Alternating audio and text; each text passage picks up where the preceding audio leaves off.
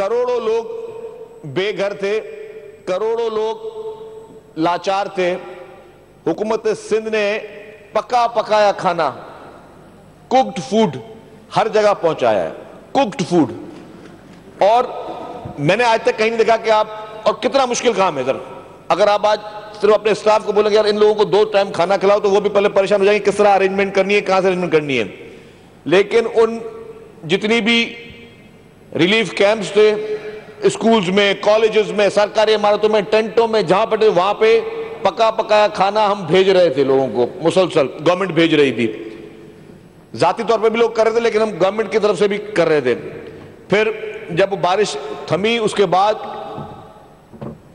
Ration non stop ration ہمارا چلتا رہا، نان اسٹاپ. اور سب نے کوشش کی. لیکن حکومت سندھ، میں پھر کہتا ہوں، میں سلام پیش کرتا ہوں گورنمنٹ آف سندھ کو، میں سلام پیش کرتا ہوں ہماری پارٹی کی لیڈرشپ کو، میں سلام پیش کرتا ہوں پیپلز پارٹی کے تمام اراکین، ایم پی ایز اور باقی پارٹیوں کے بھی جن جن کے پاس بس تھا.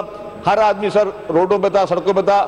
واقعی اچھا بھلا انسان پینک کر جائے اس طرح کی سچویشن میں، لوگوں کے ہاتھ پاؤں پھول جائیں کہ کیسا. لیکن جتنے بھی ٹینٹس اویلیبل تھے، یہاں سے باہر امپورٹ کرنے پڑ رہے تھے، ٹینٹس پہنچائے گئے، ماسکیٹو نیٹس پہنچائے گئے، جو چیز پاسبل ہو سکتی. اور ابھی بھی جو حکومت سندھ کرنے جا رہی ہے وہ بھی پاکستان کی ہسٹری میں سب سے پہلے بڑا کام ہونے جا رہا ہے. میرے بھائی نے بات کی ریلیف کی، حیدرآباد کی، ڈیفینیٹلی صحیح بات کی.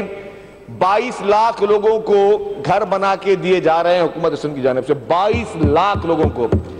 آپ سب گوگل کر لیں، پوری دنیا کی مثال لے لیں، دنیا کے کون سے ملک میں سیلاب کی یا اس طرح کی تباہ کاریوں کے بعد حکومت نے 22 لاکھ لوگوں کو گھر بنا کے دیں. پوری دنیا کی مثال لے لیں.